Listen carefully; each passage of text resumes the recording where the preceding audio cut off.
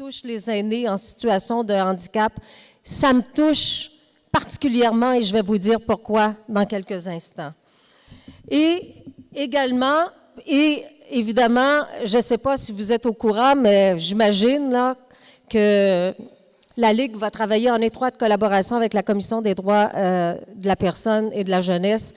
Et nous travaillons, nous, dans notre ministère, dans le cadre de notre plan, avec une équipe spécialisée. Il y a d'ailleurs un représentant de cette équipe ici pour faire en sorte de pouvoir venir répondre très rapidement aux cas d'exploitation de nos aînés.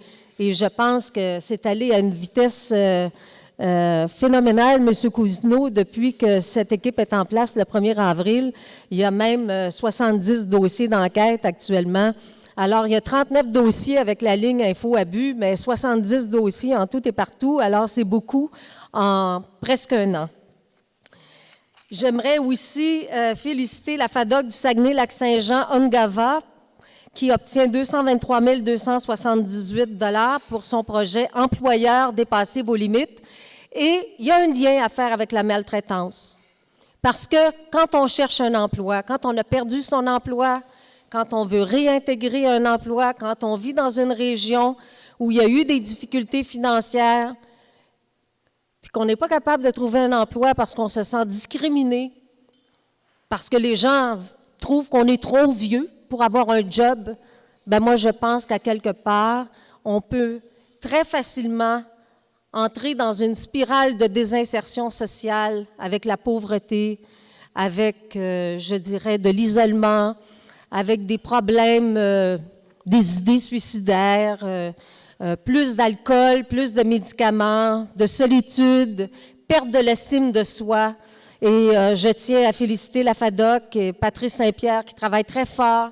Et je sais que ce projet-là va certainement inspirer les autres régions du Québec pour faire en sorte d'arrêter qu'il y ait une discrimination en raison de l'âge. Et je suis certaine que le docteur Marie Beaulieu serait d'accord avec moi. Toute la question de l'âgisme, ça entre facilement dans les notions de maltraitance. Alors, faut vraiment éliminer l'âgisme de notre vocabulaire. C'est l'un des ismes avec racisme et sexisme. C'est Butler, en 1969, qui en avait parlé, et je pense qu'il faut absolument enlever la notion d'âgisme de notre vocabulaire. Aujourd'hui, 65 ans, c'est jeune, c'est très jeune. Même 75 ans, c'est jeune. On peut parler de vulnérabilité, bien souvent passé 80. Alors, arrêtons de penser qu'à 65 ans, on est vieux. C'est quoi ces histoires? C'est terrible. On est une société vieillissante. Mais la seule façon de vivre, c'est de vieillir. Et c'est pour ça que c'est important, les organismes communautaires qui tissent des liens intergénérationnels, des liens de solidarité et qui font en sorte que les régions sont plus fortes. Alors, félicitations à ces deux organismes pour leur magnifique projet.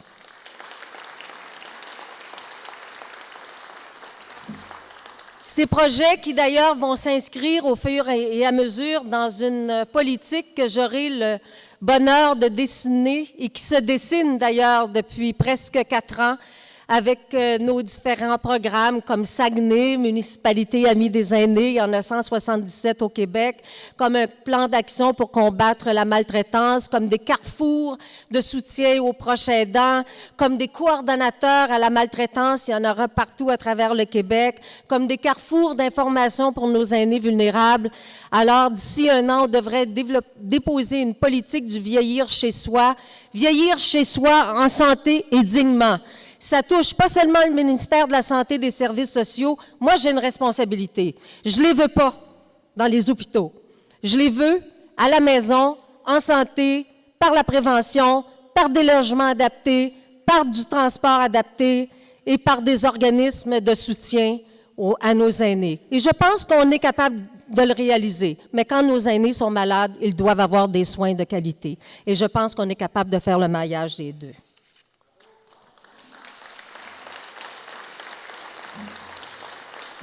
Le colloque d'aujourd'hui me touche parce que vous avez abordé la question de la maltraitance et la question des personnes en situation de handicap. Il y a des personnes qui me connaissent peut-être un peu plus, qui savent, et là je sors de mon cadre de ministre, moi j'ai une cause, j'ai beaucoup de causes. J'ai la cause des aînés depuis 1979, mais parce que j'ai fait partie d'un comité sur les abus à l'endroit des personnes âgées en 1987, on a déposé un plan d'action il y a 1 an. Le hasard a voulu que je me présente en politique, probablement parce que j'avais un rôle social à jouer, que je voulais déposer un plan de cette nature-là et faire autre chose. Mais j'ai une cause particulière qui s'appelle les personnes sourdes, malentendantes, devenues sourdes, les sourds aveugles. Et toute la notion de handicap est une notion qui me touche. Et maintenant, évidemment, les personnes qui sont à mobilité réduite, etc., moi, je pense qu'on n'est pas assez inclusif dans notre société. Aujourd'hui, Marie, je suis arrivée, puis j'entendais Marie Beaulieu qui vous parlait, entre autres, de cette notion de processus de handicap de Patrick Fujirola. Ce sont des chercheurs au Québec qui ont travaillé beaucoup sur cette notion. Mais je me suis dit, d'où ça vient, ça, ce terme-là, handicapé? Puis je suis retournée dans un livre que j'ai écrit, puis à un moment donné, j'ai refait une petite recherche ce matin avant de repartir. Puis c'est en 1887, c'était « hand in cap ». C'était une notion irlandaise, c'était pour des courses de chevaux sur pelouse. Et comme les chevaux n'étaient pas égaux au niveau de leur vitesse, et comme on voulait donner des chances égales à tous les participants, alors il y avait plus de poids sur certains chevaux où ils devaient faire un plus long trajet. En 1950, on a vu apparaître un contresens au handicap. Et là, c'est devenu synonyme de désavantage, d'une infériorité qu'on doit supporter. Dans le dictionnaire, le synonyme handicapé est arrivé pour définir des déficiences physiques ou des déficiences mentales. Alors, c'est une caractéristique qui est individuelle, qui est extrêmement dévalorisante. Moi, je n'aime pas tellement ça. Mais dans une société dominante, on voit parfois des personnes, comme les personnes sourdes, qu'on met de côté. Premièrement, est-ce qu'il y en a ici des personnes sourdes? Peut-être qu'il y a des personnes... Vous êtes sourde de naissance? De naissance.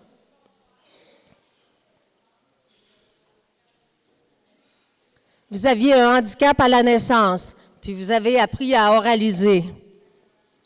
Mais est-ce qu'il y en a un interprète si, premièrement, il n'y a pas de sourd gestuel qui signe en LSQ? Est-ce qu'il y a un interprète ici? Puis est-ce qu'on a invité des sourds? Ils ne sont pas là. Et moi, je suis tannée qu'on dise « c'est pas tombé dans l'oreille d'un sourd ». C'est une expression qui est discriminatoire, c'est discriminant. Les sourds sont tannés d'entendre ça. Ou bien on utilise une expression qui dit, souvent quand les politiciens, là, ils ne s'entendent pas entre eux, « Ah, c'est un vrai dialogue de sourds ». Imaginez-vous, souvent les sourds parlent, signent, la langue des signes québécoise ou l'American Sign Language. En plus, ils ont appris à parler le français, puis parfois ils apprennent à parler anglais, puis ils apprennent à écrire. Il me semble qu'on devrait bannir de notre vocabulaire des expressions de cette nature-là qui causent de la maltraitance, à quelque part, envers des personnes qui sont en situation de handicap. Marie Beaulieu l'a bien expliqué aujourd'hui. La question d'handicapé, ça touche, je dirais, une notion physiologique, tandis que la notion de processus de handicap, c'est l'environnement. Et si l'environnement s'adapte aux situations, mais c'est beaucoup plus facile pour une personne qui est, entre autres, à mobilité réduite, de pouvoir vivre le quotidien. Alors, nos villes, amies des aînés, si on pouvait circuler partout, ce serait formidable pour tout le monde, et pour les personnes qui vieillissent, et pour les personnes plus jeunes qui se retrouvent en situation de handicap, ou pour les jeunes mamans avec des poussettes. Alors, je suis très heureuse que vous ayez eu l'idée d'organiser un colloque qui va beaucoup plus loin dans la pensée en ajoutant une notion de situation de handicap. Et je veux vous féliciter.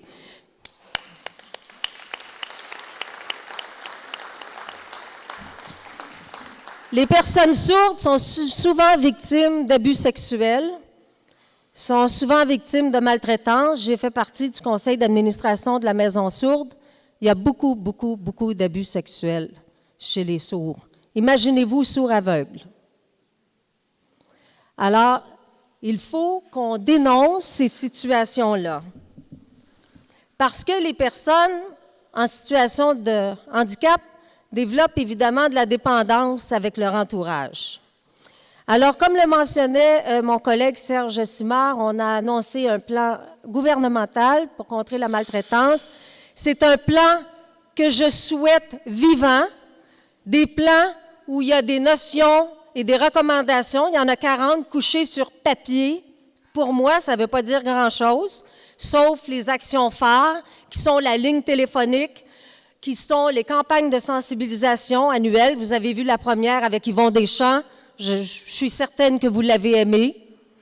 Levez la main, celles et ceux qui ne l'ont pas aimée. Je ne vais pas vous dénoncer. Mais je pense que Yvon Deschamps était quelqu'un de formidable pour venir nous parler de cette notion-là. Il y a la chaire de recherche sur la maltraitance. Je voudrais vous dire que pour la ligne Aide abus aînés, c'est plus de 2314 appels. C'est 16 appels par jour en moyenne. Et en plus, le C3S Cavendish a entrepris un premier bloc de formation des intervenants des C3S sur l'ensemble du Québec, sur le dépistage et l'intervention en matière de maltraitance envers les aînés. La création de cette toute première chaire de recherche au monde sur le thème de la maltraitance à l'Université de Sherbrooke va nous permettre d'en connaître davantage sur la recherche.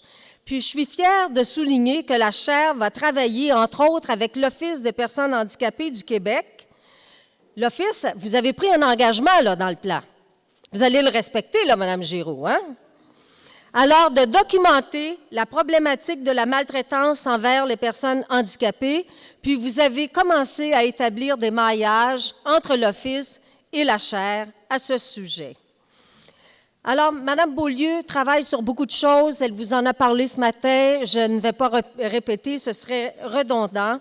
Je vais vous parler d'un autre projet intéressant. C'est le ministère de la Santé et des Services sociaux, dans son programme national de santé publique, qui se termine en 2012, qui a pris l'engagement de soutenir les cliniciens pour qu'ils décèlent le moindre signe d'agression sexuelle ou de violence conjugale chez les adultes et les personnes aînées, et que tout abus ou toute négligence dont seraient victimes ces personnes. Alors, le MES a donné le mandat à l'Institut national de santé publique du Québec d'élaborer une synthèse des connaissances sur la recherche de cas d'abus, de négligence, de violence envers les personnes aînées, et la chaire de recherche sur la maltraitance va contribuer avec ce projet de l'INSPQ. D'ailleurs, on est en train d'embaucher nos coordonnateurs dans toutes les régions du Québec. Il y en a 8 d'embauchés. On a plus que 8 régions. Je ne sais pas si votre coordonnateur est embauché ou non, mais moi, je vous demande d'aller vite. Pour ça, ça prend la santé, ça prend la CRE, ça prend la table des aînés et ça prend aussi un représentant de mon ministère. Est-ce qu'on est bien avancé, Mme Dubois, Bolduc-Dubois? Le comité est nommé, mais là, je veux qu'on y aille de l'avant pour le 20 mai prochain, où nous allons avoir une rencontre sur le Forum des partenaires avec une quarantaine de partenaires non gouvernementaux. On va s'asseoir ensemble une journée entière avec nos coordonnateurs, les partenaires, et nous allons discuter de la 2e année du plan pour contrer la maltraitance. Qu'est-ce qu'on peut faire de plus? C'est ça, un plan vivant. Un plan vivant, c'est un plan... On va peut-être dépasser les actions qu'on a recommandées. Entre autres, je vois M. Plamondon qui veut qu'on modifie la loi du coroner. Je lui ai dit il y a 2 semaines, quand on s'est retrouvés dans la Naudière, qu'on était pour ajouter la notion de négligence sur la liste des causes et circonstances de décès à avis obligatoire. Alors ça, on va le faire. Ce n'était pas dans le plan pour contrer la maltraitance. Alors, on voit qu'il y a des choses qui avancent en dehors du plan comme tel. Alors, c'est à cause de vous si on est capable de faire avancer les choses. Il y a le programme Aînés avisés de la FADOC avec le C3S Cavendish, la Sûreté du Québec. Je vois qu'il y a des gens de la Sûreté du Québec. C'est un beau programme qui fonctionne bien. Mon ministère a investi 100 000 pour le soutenir davantage cette année et nous allons poursuivre nos efforts. On a soutenu la QDR pour la trousse SOS Abus et depuis la consultation publique, c'est plus de 3 millions de dollars pour les organismes communautaires concernant la maltraitance. Je ne vous parlerai pas, évidemment, de tout ce qu'on fait au gouvernement. Ce n'est pas le but de l'exercice, puis vous avez le goût d'entendre d'autres personnes. Moi, je suis une personne qui aime véritablement ce qu'elle fait. Je suis une passionnée. Je ne fais pas de la politique. J'en fais, je suis une politicienne, mais ce n'est pas ça que je fais. J'essaie de faire avancer une cause sociale. Moi, j'ai été élue, j'ai été nommée, et nonobstant ma couleur politique, je ne regarde pas ça. Est-ce qu'on est capable de faire avancer une cause? Les aînés, là, ça dépasse toute allégeance politique. On est la deuxième société au monde à vieillir le plus rapidement. À partir de cette donnée-là, est-ce qu'on est capable, ensemble, collectivement, de dire que le gouvernement peut faire sa part?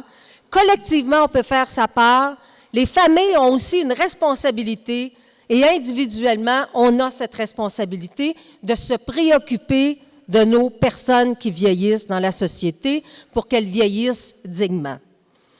Alors, c'est tout, mais en terminant, vous allez me permettre cet écart parce que j'aurais aimé être présente pour le 25e anniversaire de la Marche de la mémoire de la Société d'Alzheimer Sagami. Et vous savez que la maladie d'Alzheimer, ça me préoccupe aussi. Un bébé boomer sur 5 sera atteint de la maladie d'Alzheimer au cours de sa vie. C'est pas rien. Et je rencontre plein de personnes qui ont un parent atteint de maladie d'Alzheimer. Ça dure longtemps quand on est un proche aidant. C'est entre 8 et 12 ans. Et j'aimerais remettre, je l'ai oublié, à la table.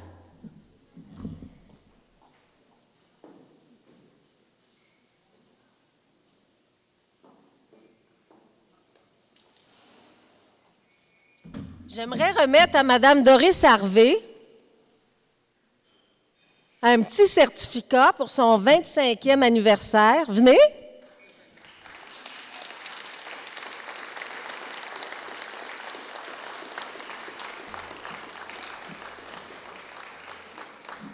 Puis je vous ai donné un petit montant discrétionnaire pour que ça fonctionne bien. Oh, merci beaucoup. Bonne marche!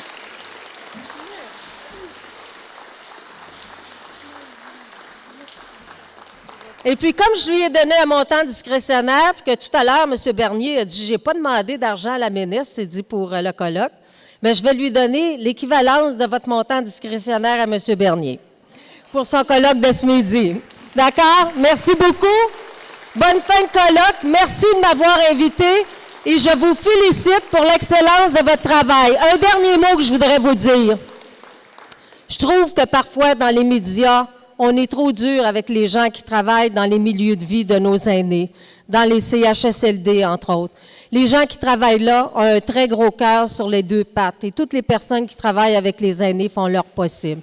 Je pense qu'on devrait les féliciter, qu'on devrait leur faire un clin d'œil, les encourager à poursuivre leur travail, sinon on n'aura plus personne.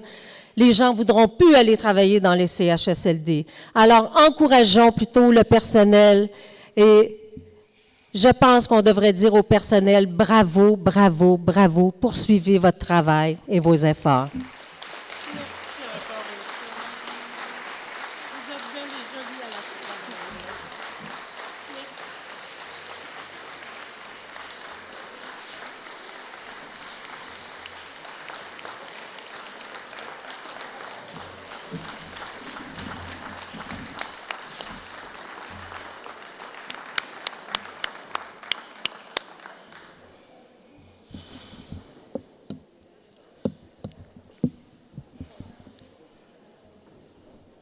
Alors, Madame la ministre,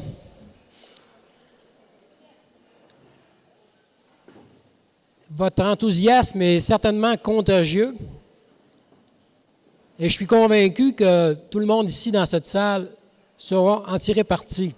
Ce matin, vous avez dit lors de la conférence de presse qu'il ne faut pas vous remercier parce que vous apportez des subventions, en mentionnant qu'effectivement, les subventions, c'est l'argent du peuple, c'est l'argent de tout le monde. Mais il y a une chose qui est certaine, c'est que vous avez du mérite, et beaucoup de mérite, parce que moi, je regarde les budgets du Québec à chaque année, et l'an dernier, comme cette année, quand je suis allé voir dans la section des aînés, j'ai constaté que non seulement vous n'avez pas subi de coupure, malgré les années qu'on connaît, hein, c'est pas facile de préparer des budgets actuellement, vous avez obtenu des augmentations et l'an dernier et cette année. Cette année, c'est un peu plus de 6 je pense. Alors ça, je pense, c'est votre travail, Madame la ministre, et au nom de tout le monde, je veux vous en remercier.